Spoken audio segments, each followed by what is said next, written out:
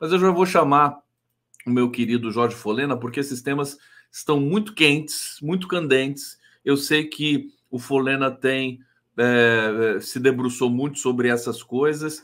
E, Folena, ontem eu percebi, fazendo os eventos da noite e tudo mais, no momento que saiu essas notícias todas, inclusive a do Sérgio Moro, principalmente a do Sérgio Moro, que o Alexandre de Moraes perdeu um pouco aquela aura de super ministro idolatrado pela esquerda. Quer dizer, já é uma sequência meio grande de decepções aí com relação a aliviando para o Bolsonaro, para alguns setores aí do 8 de janeiro, de pessoas indiciadas no 8 de janeiro. Enfim, eu quero ouvir de você primeiramente aqui. Primeiramente, bom dia, seja muito bem-vindo, é um prazer imenso sempre estar com você. Que balanço que você faz tendo como parâmetro essa situação do Sérgio Moro aí, que manteve o mandato de senador da República? Folena. Bom dia, Conde. Bom dia, os internautas que estão nos acompanhando.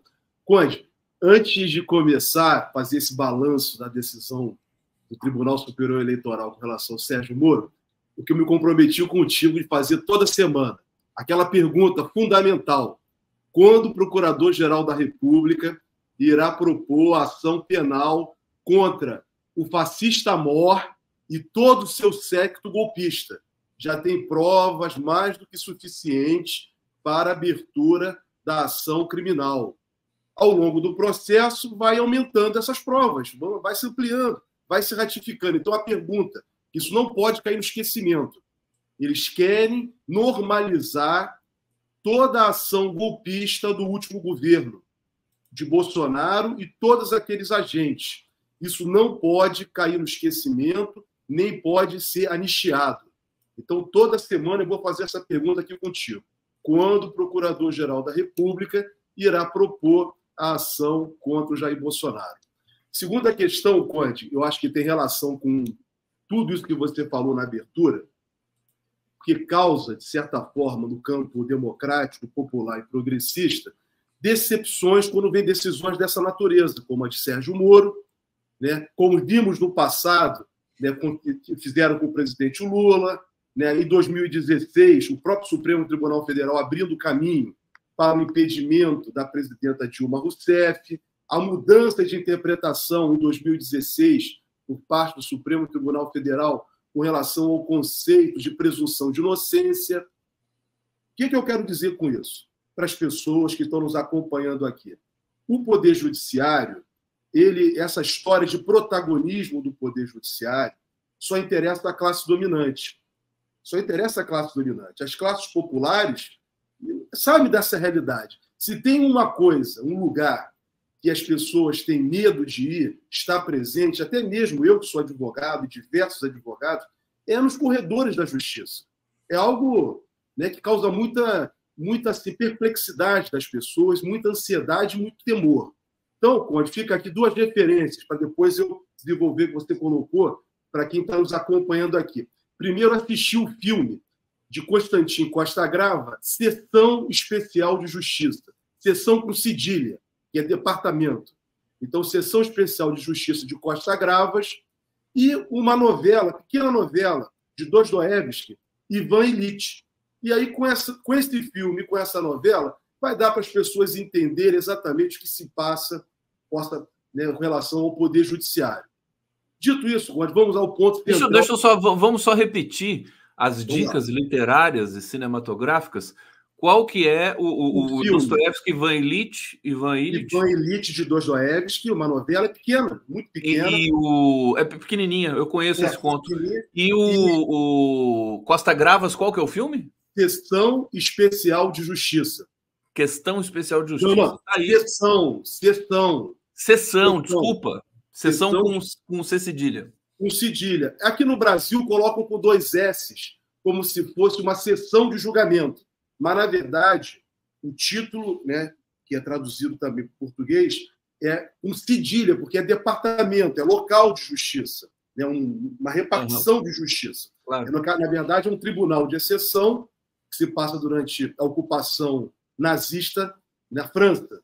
Então, como que os tribunais, como os juízes se comportaram diante daquele julgamento. Isso é para as pessoas poderem compreender, né? São dicas que eu dava, Conde, dou para os meus alunos quando dava aula de filosofia do direito.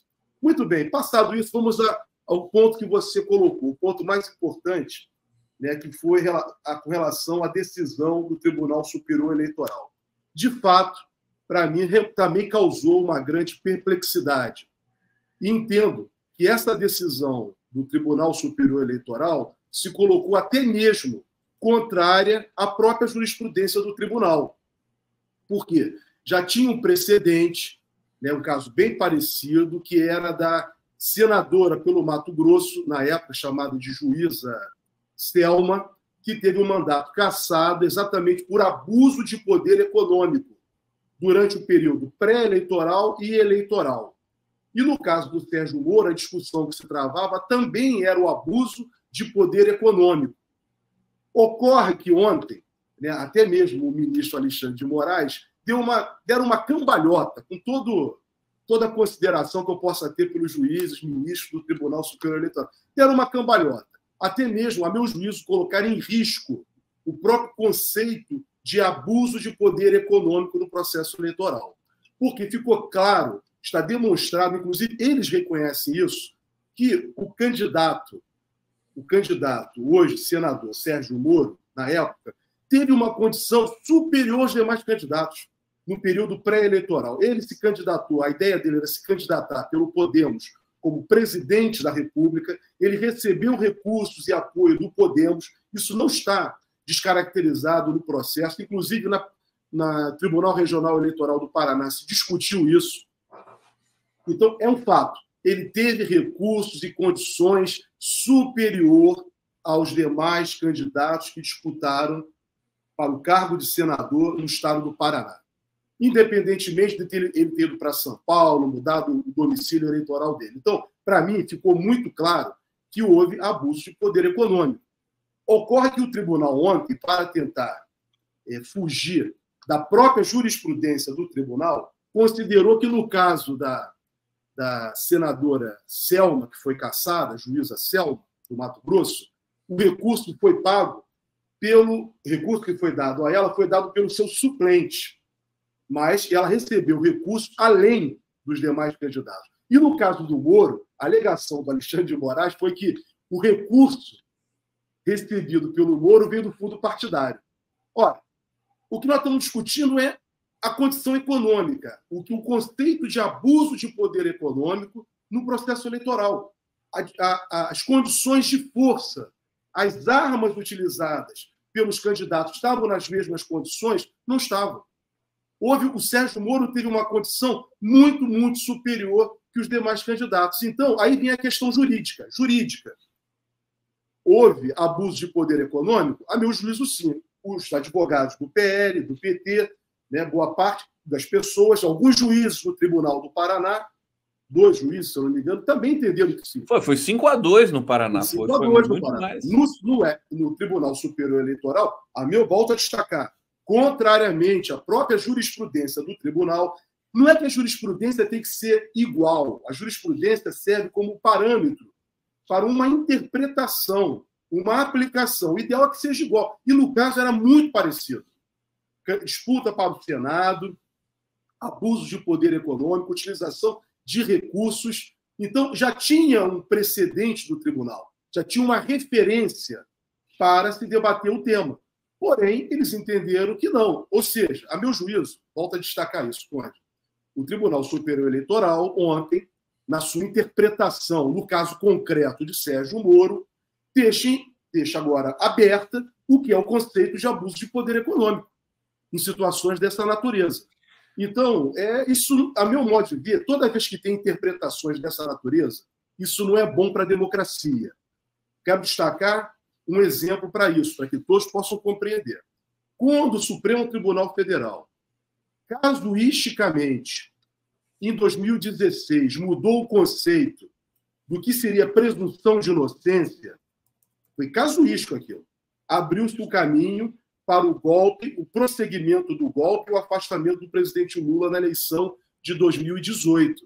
Quando, em 2018, o Supremo Tribunal Federal, no julgamento do habeas corpus do presidente Lula, também foi empate 5-5. Naquele momento, já deveria ter sido no 5-5 o presidente Lula ter sido beneficiado. Mas o Supremo Tribunal Federal abriu a possibilidade para a ministra Carmen Lúcia, que presidiu o julgamento, dar o voto, né, contrário à tese defendida no habeas corpus. Aquilo foi muito ruim. Tanto é que agora, no mês passado, foi publicada uma lei sancionada. O Parlamento Brasileiro aprovou uma lei que foi sancionada, está em vigor, que diz que exatamente nesses casos de habeas corpus, quando tiver empate, é favorável ao impetrante, ao favorecido. É a pessoa que está sendo, que poderá ser beneficiada do habeas corpus. Eu quero dizer que toda vez que os tribunais brasileiros, ou qualquer tribunal, faz uma interpretação casuística, tentando livrar a barra de alguém, isso é muito ruim para o próprio tribunal, para o próprio sistema de justiça, e a nossa experiência brasileira com relação a casos de interpretações casuístas foram muito ruins para a democracia no Brasil. E o melhor exemplo disso tem uma relação direta com o próprio Sérgio Moro, na sua atuação como juiz na Lava Jato, de tudo de mal que ele causou para o Brasil, não só para o sistema de justiça como um todo, desmoralizando o sistema de justiça, ele e a força-tarefa da Lava Jato, como as decisões produzidas que agora estão sendo modificadas e tentando encontrar um equilíbrio daquilo que deva ser de acordo com a Constituição do país. Então, eu volto a destacar, toda vez que nós temos decisões dessa natureza, né, isso não é bom para a democracia, mas o tribunal decidiu e nós vamos respeitar, não vamos fazer como fazem os fascistas. Os fascistas não respeitam decisões. Mas nós que defendemos a democracia, vamos lá, vamos estar debatendo e questionando. Sempre, sempre isso, mas respeitando. Vamos lá, deixa eu trazer aqui o comentário do nosso público, Jussara Alves. Nada acontece nem vai acontecer contra o Centrão, direita e extrema-direita, eles podem tudo. Shalimar da Silva, então pessoas podem se candidatar a um cargo maior, pegar a grana e resolver se candidatar a um cargo menor usando mais grana que os demais candidatos? Pode, é isso que o TSE está dizendo, né? Ela sintetizou o que eu falei, Conde, muito boa. Perfeito, resumiu bastante aqui. Aqui, A.T. Carlos Souza, carrasco do Lula foi absolvido pela justiça do país. O senador Moro deu um prejuízo bilionário ao país, tanto com a Vaza Jato e com a candidatura dele ao Senado. É o acordo no Brasil. Deixa eu fazer aqui, vou fazer, na verdade, 4 perguntas juntas. Eu estou perguntando em massa para você, porque eu sei que você gosta de fazer uma explanação bastante detalhada. Então, primeira coisa, meu querido Jorge Folena, todo mundo dava o Moro praticamente como caçado. Impressionante. Para ter uma derrota agora de 7-0. Então, eu queria que você falasse sobre isso, essa expectativa que foi totalmente frustrada. Outra coisa, não era o Podemos que deveria judicializar? Não é o interessado, o partido interessado? Porque quem ficou no prejuízo foi o Podemos. Tá? Essa é uma outra pergunta. Eu achei o voto do Moraes muito fraco. Ele juntou coisas ali, juntou coisas, bananas e laranjas, para dizer no popular o que ele fez. Eu não sei se você viu o voto dele, mas fica aí também para você comentar. Muito se disse também, Folena, sobre o acordo entre Moro, Barroso e Pacheco, para que o Moro não fosse cassado. O Moro, vamos lembrar que ele teve um encontro com o Gilmar Mendes, né? Foi humilhado lá pelo Gilmar Mendes, mas teve um encontro com o Gilmar Mendes. Em função, por que esse acordo? Porque se o Moro fosse punido, fosse cassado, muitos outros candidatos, deputados eleitos, senadores também deveriam ser cassados, porque também violaram essas máximas aí da pré-candidatura, e não se sabe quando é que começa a pré-candidatura, quando é que termina a pré-candidatura. Quer dizer, pergunta de tese de doutorado, eu sei disso, mas qualquer coisa, se você esquecer um ponto, eu te ajudo aqui, eu faço... Primeiro, Conde, você coloca a questão política envolvida nisso. Importante dizer, sempre, eu tinha um professor na faculdade de Direito, grande amigo meu, né, que foi um homem que ensinou a enxergar o mundo nas cores dele, Nelson Maciel Pelo Filho. E ele falava para mim o seguinte: Jorge, a classe dominante do Brasil não cochila, não dorme, não dorme. Ela está sempre preparada para dar um golpe. Não importa qual seja o golpe, porque ela está sempre defendendo os interesses dela de classe. E aqui no Brasil, eles são muito mais reacionários ainda, né, diante da posição da formação do patrimonialismo brasileiro, que é um patrimonialismo que eu digo colonial e subserviente. Conde, de fato, o debate que se estabelecia no parlamento, no meio político, é que o Sérgio Moro estava caçado mesmo. No meio político só se falava isso. Inclusive, o próprio PL, que é um dos partidos autores da ação, né, lutou exatamente para caçá-lo, para ter uma nova eleição e ter uma candidatura própria do PL.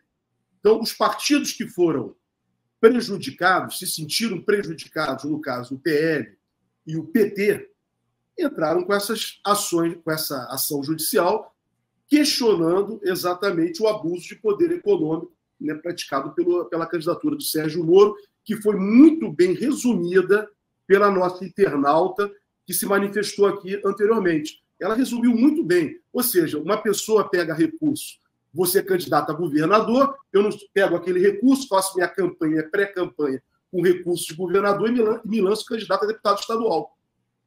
Por um partido qualquer, Inclusive, ele se valeu de outro partido. Aí vem a questão do próprio Podemos. Eu entendo que o Podemos também poderia, se ele teve candidato a senador, se sentiu prejudicado. Mas os principais prejudicados foram diretamente o PL e o PT, que se sentiram e fizeram muito bem em apresentar essa ação, né, de investigação judicial eleitoral, que é exatamente que estamos debatendo aqui agora.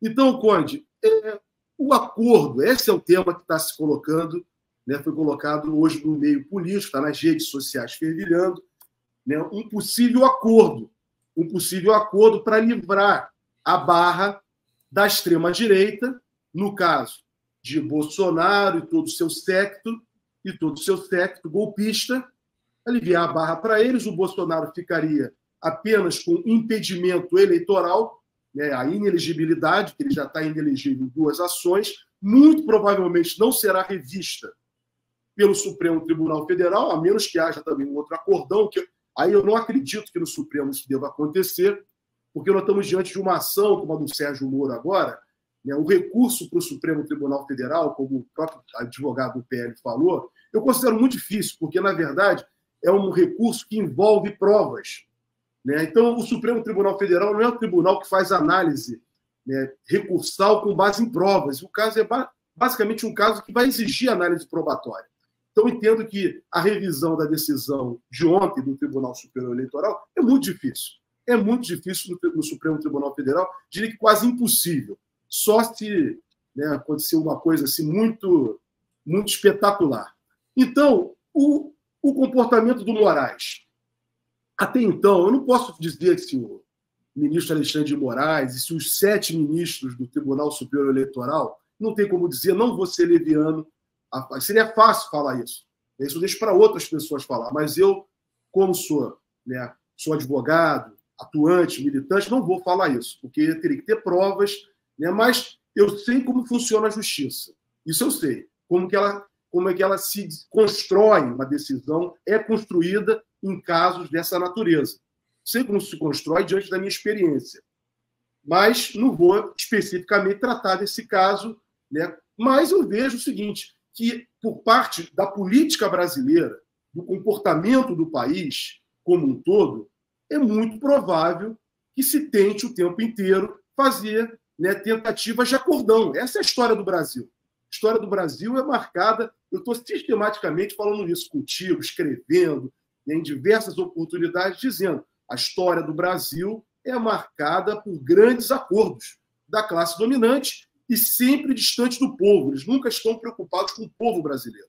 Nunca estão. Então, empregar tribunais, como eu ilustrei hoje aqui, como aconteceu no caso do impeachment da presidenta Dilma, da prisão do presidente Lula, é possível, isso aconteceu. E o próprio emprego da Lava Jato contra os interesses do Brasil. Isso está claro hoje, dito não é por mim, isso foi dito pelo juiz, ministro do Supremo Tribunal Federal, que foi um dos juízes que tem anulado ações, decisões da Operação Lava Jato. A Operação Lava Jato foi uma ação de interesse de parcela da classe dominante brasileira, uma outra esfera de interesse internacional para sabotar o desenvolvimento do Brasil. Estava evoluindo. Nós chegamos a ser, no governo da presidenta Dilma Rousseff, a 6ª economia do mundo. Ou seja, tinha interesses estrangeiros contrários aos interesses do Brasil. Tinha interesses no pré-sal, tinha interesse de destruir a Petrobras, que era a principal empresa para o desenvolvimento brasileiro e para a soberania do Brasil. Ou seja, utilizaram o sistema de justiça contra os interesses do Brasil. Isso eu posso falar com tranquilidade. E vou falar sempre, porque isso é algo real e que hoje está devidamente comprovado. Comprovado. 4 milhões de brasileiros perderam emprego. Empresas de engenharia foram destruídas. O sistema político brasileiro foi demolido. A democracia do Brasil foi jogada abaixo. E o afastamento declarado do presidente Lula e a tentativa que tentaram, para concluir, por meio da Operação Lava Jato, de criminalizar o Partido dos Trabalhadores e até mesmo, esse era o desejo da classe dominante brasileira, que o Partido dos Trabalhadores fosse jogado na clandestinidade. Eles não conseguiram pela resistência democrática que há no Brasil. Espero que responda. Jorge Folena aqui no Voz News. Peraí, duas coisas que eu quero saber de você. Primeira, o Sérgio Moro tem outras pendências na justiça. Quer dizer, eu acho que ele vai enfrentar outras questões aí pela frente. Saber o seguinte, não é, acho que é também um pouco, acho que é importante que a esquerda deixe de ter também uma idolatria pelo Alexandre de Moraes, quer dizer, que o Alexandre de Moraes é uma coisa até meio cômica, né? Que, enfim, é um sujeito que tem uma inclinação claramente à direita, né? Tem nada a ver com esquerda, não tem nada a ver com nenhum tipo de valor, né, preservado pela esquerda, para que se quebre um pouco esse encanto, né, estranho da esquerda com Alexandre de Moraes. O que você pensa sobre isso? Sobre essas duas coisas? Não, eu nunca defendi o Alexandre de Moraes, nem juiz nenhum. Nem juiz nenhum. É que existe uma empolgação quando ele vai lá, pega no pé do Bolsonaro. E juiz nenhum, entendeu? O juiz exerce o papel dele, eu sei qual é o papel de um juiz. Eu sei qual é o papel de um juiz. Juiz de primeiro grau, de segundo grau, de tribunais superiores. Eu sei, eu trabalho com isso, eu vivo com isso. Então, eu não vou ficar idolatrando o juiz. O juiz tem que fazer o papel dele. Muito bem. A questão que você coloca, ela é crucial nesse momento político do Brasil. Por quê, Conde? Isso vale para a esquerda, vale para o campo progressista. Nós derrotamos eleitoralmente o fascismo no Brasil. Nós não derrotamos o fascismo está aí. O setor econômico que controla o país pela economia, que é o setor financeiro, tem o fascismo como sua tropa de choque. A qualquer momento eles empregam ou o Bolsonaro ou outro qualquer, como eles falam agora, no fascismo light, no fascismo moderado. Porque interessa à classe dominante, concentradora de capital, exatamente ter um fascismo. Mesmo que esse fascismo pregue contra um projeto construído pelo liberalismo.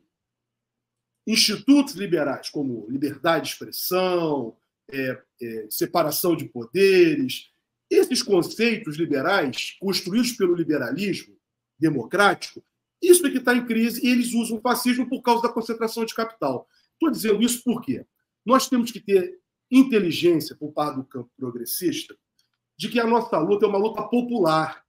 É uma luta popular. Daí, o que tem acontecido no Brasil nos últimos anos e principalmente diante do governo do presidente Lula? O campo democrático, popular e progressista se tornou institucionalizado, acomodado. Ele está simplesmente seguindo o mesmo manual apresentado pela classe dominante, pela burguesia, pelo liberalismo, e com conceitos, a meu ver, equivocados, porque não terá no parlamento, não terá nas instituições como o Poder Judiciário que o campo democrático irá resolver os problemas exatamente da maioria do povo brasileiro, daqueles que precisam. Aonde isso vai ser resolvido? Isso vai ser resolvido, Conde, no embate político. O embate político vai se dar exatamente no espaço público. No espaço público, vai ser nas ruas, vai ser no debate, vai ser na participação, na aproximação e transformação do campo popular. Nós, o campo democrático, está longe, nesse momento, exatamente das lutas populares. Se institucionalizou. Ontem, por acaso, eu estava conversando com um grande amigo meu, que é um grande pensador brasileiro, que é o presidente do Sindicato dos Engenheiros do Estado do Rio de Janeiro, Olímpio Alves dos Santos. E ele me falou que ele veio de uma reunião no final de semana, que ele participou e que ele ficou exatamente horrorizado com o que ele ouviu. Por quê? Ele achou que as pessoas estão realmente acomodadas institucionalmente. Eu falei para ele, essa é a realidade. O governo do presidente Lula, você só vê o presidente Lula atuando na frente, tentando mobilizar a população e com todas as amarras institucionais que são impostas a ele como chefe de Estado e chefe de governo.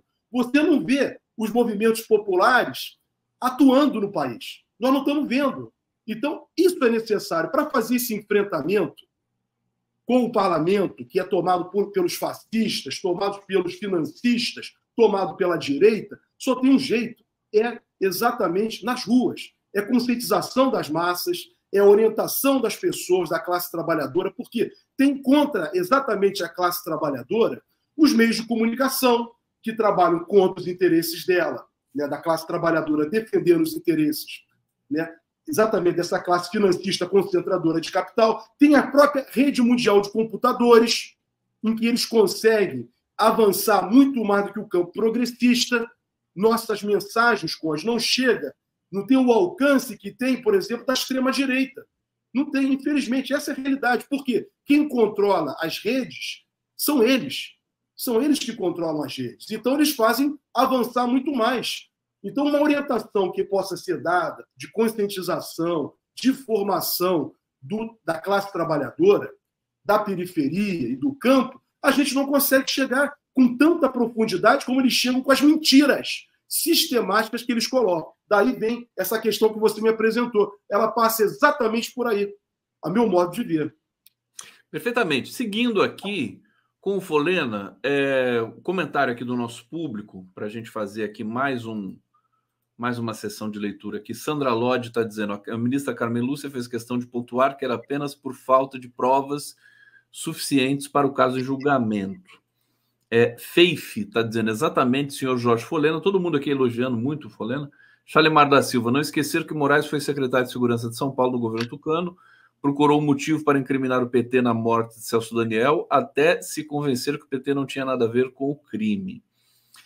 Ana Simpson, excelente análise. Folena. Jean Carvalho, Folena nota 1000, simpatia, conhecimento expresso com inteligência. Agora, Folena, ontem eu destaquei aqui que foi um dia histórico, porque não foi só isso que aconteceu ontem, né? Sobretudo nas altas cortes brasileiras. Outro processo que foi extinto foi o do Zé Dirceu. Deixa eu até dar aqui para vocês aqui a nota oficial. Onde é que está aqui? Aqui, ó. Segunda turma do STF extingue condenação da Lava Jato contra José Dirceu. Foi 3-2, se não me engano. E também o indiciamento da Carla Zambelli. Então, vamos pegar essas duas coisas, né? E comparar. Quer dizer, tem coisas acontecendo em todos os lados, em todos os espectros aí da nossa cena política. O que você diria dessas duas outras? Vamos dizer Dirceu, Conde, vamos lá. Primeiro, tecnicamente, explicar o seguinte: o julgamento do Dirceu foi o reconhecimento da prescrição.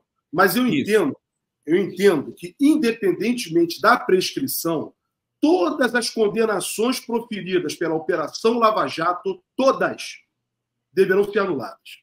Todas deverão ser anuladas. Ontem, inclusive, as do Marcelo Odebrecht também foram. Porque, na verdade, Conde, hoje está chapado, inclusive com a própria decisão do Conselho Nacional de Justiça. Houve abuso, violações sistemáticas da ordem jurídica brasileira, da Constituição brasileira, por toda a condução da Operação Lava Jato. Aquilo não foi uma operação, uma investigação, nem um julgamento de acordo com a Constituição. Isso está caracterizado hoje no Brasil. Todos nós sabemos, diante de tudo que veio divulgado, que veio a público, pelos vazamentos, que não foram desmentidos. Daí hoje, aí vem o ponto central. O Sérgio Moro, ele pode ser senador da República. Porém, ele ainda vai ter que se livrar, Conde, porque ele tem que responder. Ele está no CNJ, né, tem ações contra ele, administrativas do CNJ. A outra pergunta que nós temos que fazer: quando vão ser abertas as ações criminais contra todo mundo da Lava Jato? Contra juiz, contra promotor, porque houve violação, está comprovado, houve uma violação sistemática do sistema jurídico brasileiro. Repito, peço desculpas, violações constantes da ordem jurídica brasileira. Então, Conde, nós não podemos deixar isso cair na prescrição, como nós verificamos, por exemplo, no julgamento do CNJ, da ART, em que o Barroso falava: eu acho que isso pode ser tomado pela prescrição. Então, se nós sabemos que houve violações por parte da Operação Lava Jato, isso hoje é uma realidade no Brasil, hoje é uma constatação, então vem a questão: quando vão ser abertas as ações contra essa turma toda, de tudo que eles causaram de mal? São a abertura de processo administrativo, já tem alguns em curso no CNJ, mas também tem que ter cíveis, reparação de danos ao país, às empresas e às pessoas, e também pode a responsabilização criminal dessas pessoas. Então, nós não podemos deixar isso cair no esquecimento. E aí vem o outro ponto importante. A decisão do Zé Dirceu, ontem, é com relação ao Zé Dirceu, com relação ao Marcelo Odebrecht, mas eu entendo que tudo que foi apurado, condenado pela Operação Lava Jato, tem que ser anulado. Tem aí 2 desembargadores que foram afastados pelo Conselho Nacional de Justiça, diante de julgamentos proferidos no âmbito da Operação Lava Jato. O juiz que estava atuando depois que saiu o Sérgio Moro, e quando se deparou com todas aquelas ilegalidades, começou a denunciar, e eles tentaram afastar o juiz. O juiz tentaram não, afastar o juiz que estava lá. E o juiz que hoje está na 13ª Vara de Curitiba era o juiz que participou do julgamento. É um desses que deveria ter sido afastado também. Então, Conde, está sendo afastado pelo CNJ. Então, eu quero deixar aqui, Conde, com clareza, para todos que estão nos ouvindo, tá, que as decisões, com relação a Carla Zambelli tem que se responder. Não só por isso. Ela estava... Isso e outras coisas mais. Ela saiu com uma arma no dia da eleição, todo mundo assistiu no país. Inclusive, o próprio Bolsonaro declarou que aquilo foi prejudicial para a candidatura, para a campanha dele. Que aquilo veio a público no dia da eleição. Essa senhora tem que responder, mas o que fez o promotor? O promotor propôs a ação contra a vítima, contra o jornalista. Então, Conde, o ponto que eu acho que nós temos da oportunidade aqui, nós não temos tempo para debater todos esses casos especificamente. Eu até falei um dia desse, comentei com o grande Henrique Pisolato, que tem feito um trabalho gigantesco com relação ao lawfare no Brasil. Acho que o Henrique deve estar assistindo a gente aqui. Eu falei para o Henrique me apresentou, eu falei: Henrique, essa questão de lawfare, ela sempre existiu e sempre vai existir. O próprio Karl Marx, no 18 Brumário, coloca lá: os líderes da Revolução caíram nos tribunais. Então, eu acho que o grande debate com relação ao tema do lawfare, com relação ao Poder Judiciário, a grande questão que nós temos que travar, aí o campo popular, democrático e progressista, é como construir uma justiça no Brasil que efetivamente possa atender os interesses democráticos, populares e progressistas. Porque a justiça brasileira, Conde, como um todo, tá, toda hora nós temos um caso aí, ela está, de uma forma geral, de costas para a realidade. Ela não está diante da realidade. Se ela estivesse diante da realidade, não teriam discussões que nós travamos quase toda semana de pessoas que são presas por estar passando fome, de perfilamento racial, que teve que ter uma decisão da Suprema Corte no mês de abril para reconhecer um absurdo. É um absurdo, a meu modo de ver, a polícia fazer abordagem sem mandato e prender pessoas porque são negras, ou por opção sexual, por exemplo. Então, essas coisas acontecem no Brasil de hoje e, infelizmente, são ratificadas pela polícia, por promotores e por juízes. E também, às vezes, por advogados também. Advogados que têm uma visão reacionária. Nem digo conservadora, reacionária, infelizmente. Então, Conde, esse é o grande debate. Como construir um sistema de justiça no Brasil que possa efetivamente compreender, mesmo dentro dessa ordem que nós temos, possa compreender a realidade do Brasil, a realidade do povo brasileiro, e não estar a serviço de interesses contrários à maioria do povo. Vamos ficar atento a tudo isso. Eu quero atualizar uma percepção aqui do Sérgio Moro, se é que se pode falar em percepção do Sérgio Moro, mas aqui uma repercussão de hoje, né? Moro elogia Pacheco, agradece a Bolsonaro e vê voto veemente de Moraes no TSE. Olha, eu acho que essa votação de ontem, por essa manchete sobre o Moro, você já começa a entender todo o desenho do bastidor que foi essa votação. Mas era inesperado realmente que o Moraes, com todo o confronto que ele exerceu contra a Lava Jato durante esse período todo, fosse tão doce com o Sérgio Moro nessa votação. É uma coisa impressionante. Eu tenho um depoimento, por exemplo, do Nassif, aqui, Luiz Nassif, que é jornalista experiente, falou assim, olha, o Moraes, o Moro que não acha que está ganho o seu mandato, porque o Moraes é que vai, é um dos eleitores ali. Isso chamou muito a atenção. E aí eu quero te perguntar o seguinte, a sociedade brasileira estava até empolgada com a punição dos golpistas do 8 de janeiro, com as aproximações em cima do Bolsonaro, do bolsonarismo, do general Heleno, do Braga Neto e tudo mais, da Marielle, da questão da Marielle Franco. Tudo. Esse encanto se perdeu agora? Conde, olha, espero que não. Espero que a justiça faça justiça. Mas eu acho que está tudo muito lento, na verdade. Porque diria para você que, como abrimos o programa hoje aqui, vamos abrir na outra oportunidade. Até agora, não há ação penal contra todos os fascistas que conspiraram contra o Estado Democrático de Direito e tentaram abolir, né, a democracia no Brasil, implantar uma ditadura no Brasil. Então, Conde, já tem provas suficientes. Veja, o Alexandre de Moraes, eu falei semana passada, ele teve uma virtude. Quando pressionado, ele liberou para todos nós tomarmos conhecimento daquelas ações, né, feitas pelo Bolsonaro, as provas coletadas, por exemplo, as provas obtidas. O vídeo da reunião do dia 5 de julho de 2022, em que ficou claro que era uma reunião conspiratória contra a democracia. Com vários agentes se manifestando naquela reunião. Aquilo foi crime. O testemunho do ex-comandante do Exército e da Aeronáutica do governo de Bolsonaro. E outras provas já obtidas. Então, a meu juízo, já tem elementos. Não é uma como fez o Dallagnol. Eu tenho a minha mera convicção. Não é uma questão de convicção. É uma questão de dados objetivos, de provas obtidas. Provas obtidas por meio de documentos e por meio de testemunhos.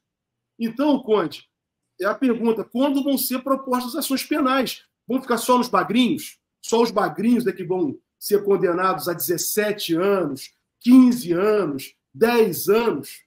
E os que idealizaram tudo isso, que financiaram tudo isso, não vão ser responsabilizados? Então, tem pessoas que foram condenadas pelo Supremo Tribunal Federal, mas não vão ser vão ser responsabilizados aqueles que pensaram e organizaram tudo isso? Ou nós vamos, no Brasil, como sempre, conviver pacificamente como convivemos na última ditadura, né? Com torturadores, com assassinos, com violadores da ordem democrática, e vamos deixar isso para baixo do tapete? Essas pessoas não vão responder? Mais uma vez, né, nós vamos repetir a história do Brasil infeliz? Essa é a questão. Essa é a questão que nós temos que estar debatendo, cobrando. O Brasil não pode continuar dessa maneira, anistiando pessoas que sistematicamente violam os interesses do próprio país. E isso que eu estou falando aqui vale para a Operação Lava Jato. Não vale apenas para o Bolsonaro, para a sua turma. Vale para a Operação Lava Jato, por tudo que eles causaram. Está tudo aí, Conde. Está tudo aí. Até quando nós vamos conviver com isso? Não dá para falar sobre esse tema, eu não vou falar sobre esse tema com passividade. Não dá para aceitar isso. Por quê? As pessoas pretas e pobres estão sendo presas agora no Brasil. Nesse momento, elas podem ser presas. O presidente Lula pode ficar 580 dias preso sem ter cometido nenhum delito. aí as pessoas aceitam com passividade. Agora, aceitaram. Né? Nós não temos que aceitar, e vamos aceitar com passividade até quando a irresponsabilidade de Sérgio Moro, daquela turma da Operação Lava Jato, dessa turma do governo anterior, inclusive com relação à Covid. Então, o Brasil vai aceitar até quando isso? Então, quando nós vamos ter uma república, efetivamente? Quando nós vamos ser, de fato, uma república? Porque isso atenta, a meu juízo, contra o princípio republicano. Vale para uns, mas não vale para outros? Então, infelizmente, essa tem sido a história do Brasil. Que nós, aí é a sua pergunta, né? Moraes vai deixar por isso? É a pergunta que nós temos que fazer a ele e a todos os juízes. Lá, porque o Supremo Tribunal Federal já traçou uma jurisprudência sobre, né, exatamente, né, a tipificação dos delitos, por exemplo, do 8 de janeiro. Então, já está tudo ali. Agora, quando essas pessoas vão ser responsabilizadas? Vão ser só os magrinhos? É a grande pergunta que fica. Adriano, tudo bem? Olha só, Adriano chegando aqui conosco. Deixa eu saudar o Adriano aqui. Tudo bom aí, querido? Pode ligar o microfone aqui, dá um oi pra gente. Nossa, o Folena hoje... Folena tá impossível hoje. Impressionante. Hoje citou até o Costa Gravas. Até o Costa Gravas. Fala do filme do Costa Gravas, que na hora você se atrapalhou. Repita, que eu acho que é o marco que pode ilustrar o que você falou o programa todo. Fala um pouquinho só do... Não, repete o nome do filme. O pessoal pediu. Está disponível na internet, está disponível no YouTube esse filme, se eu não estou enganado. Sessão Especial de Justiça. Não vou dar o spoiler do filme, mas o filme trata exatamente qual é o comportamento de um poder judiciário. Infelizmente, né, de um poder judiciário que possa ser servil, né, que possa cooperar e, às vezes, muitas vezes, infelizmente, trabalhando contra os seus próprios cidadãos, contra os seus próprios irmãos, vamos colocar assim. Então, o Conde, fica essa dica aí, né? Foi bom o Adriano repetir. O Adriano é cinéfilo também, sabe tudo de cinema. Então, o filme é exatamente isso. Só passa, né, durante a ocupação alemã na França de Vichy. Então, aí, vamos ver o que vai acontecer, né, o que vai acontecer com as pessoas que foram, né, indiciadas ali indevidamente por um regime autoritário que era o regime nazista. E como se comportou aqueles juízes franceses diante dos seus, né, irmãos franceses. Então, aí dá para a gente entender, esse é o espírito do filme. Caminho longo pela frente ainda no Brasil, muito trabalho a se fazer e precisamos tomar cuidado porque está desvirtuando um pouco aquele momento, né, encantado aí do retorno do presidente Lula e tudo mais.